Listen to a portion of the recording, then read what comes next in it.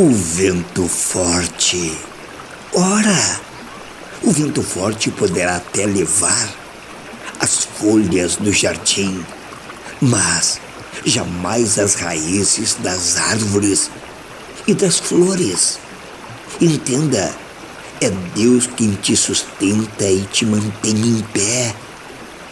Não existe vento capaz de derrubar as árvores e nem as flores que Deus sustenta e fortalece. E quando o vento cessar, é Deus quem renova as forças, fazendo renascer a esperança de novos frutos.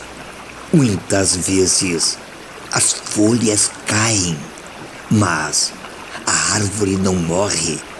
Ela suporta firme o inverno e os fortes ventos, na certeza que a primavera irá voltar, trazendo folhas e flores e novos frutos.